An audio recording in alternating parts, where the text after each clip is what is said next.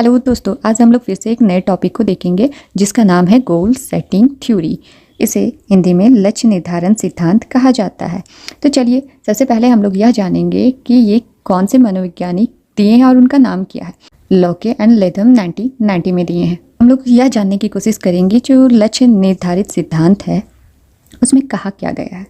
तो इस सिद्धांत का पॉइंट है वो यह है कि इसमें मोटिवेशंस प्रेरणा की बात की जा रही, लक्ष्य है वे विशिष्ट स्पेसिफिक की बात इसमें कहा जा रहा है। तब व्यक्ति का जो निष्पादन क्या होता है, कोई भी लक्ष्य को आप प्राप्त करने के लिए पूरा प्रयास करते हैं। और इस सिद्धांत में यह भी बताया गया है कि इसमें कुछ महत्वपूर्ण जो बिंदुएं हैं उनको ध्यान में रखना, जैसे कि स्पष्टता होनी चाहिए, चुनौती होनी चाहिए, प्रतिबद्धता, प्रतिक्रिया, फिर जटिल कार्य होती है। तो इसमें क्या स्पष्टता, हम क्या कर रहे हैं, किस टाइम चीज़ का एक स्पष्ट क्लियर होना चाहिए कि हाँ मैं ये काम कर रहा हूँ, इससे क्या होगा। फिर चुनौती, कैसे भी चुनौती है, जो चुनौतियाँ आएगी वो लेकिन प्राप्त करने की योग्य हो, कैसे भी मुसीबत आए गिव अप नहीं करने का है। फिर यहाँ पे बताया जा रहा है प्रतिबद्धता। प्रतिबद्धता में क्या है, अपने लक्ष्य के प्रति प्रतिबद्धता रहें और हार ना मानना है।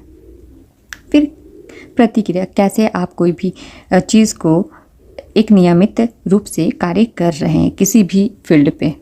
फिर क्या, कार्य की जटिलता, जब आप कोई भी कार्य कर रहे हैं, जिस कार्य को पूरा करने के लिए प्रयास कर रहे हैं, उसकी जो जटिलता पर भी विचार करना ज़रूरी है। स्क्रीन में यह दिख रहा होगा कि गोल से डायरेक्ट अटेंशन है, किस और डायरेक्शन की ओर लेके जाता है। दूसरा पॉइंट बताया गया है गोल्स रिक्यूलेट एफर्ट, जो कि रेगुलेशंस के बारे में बताता है।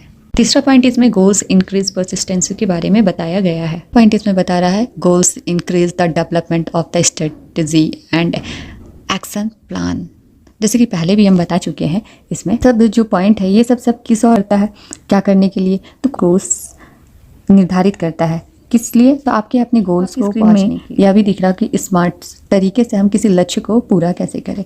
तो सबसे पहले SMART का फुल फॉर्म सब देख लेते हैं। ऐसे स्मार्टनेस का जो बता रहा है स्पेसिफिक होना चाहिए, रेबल होना चाहिए, अटेनेबल होना चाहिए, R से रिजल्ट ओरिएंटेड होना चाहिए, टाइम का बाउंड एक फिक्स होना चाहिए, तभी हम किसी लक्ष्य को स्मार्टनेस तरीके से हासिल कर सकते हैं, उसके तक पहुंच सकते हैं। तो इसमें बहुत सारे एक लक्ष्य के लाभ बताए हैं, जो कि बेहतर प्रदर्शन करना है आपको, इसमें प्रेरणा में वृद्धि होगी, बेहतर आत्म मनोबल बढ़ेगा, फिर है नौकरी की भी संतुष्टि में वृद्धि होगी, फिर कोई भी आप कार्य करने के लिए आप बेहतर तरीके से उसे कर सकेंगे।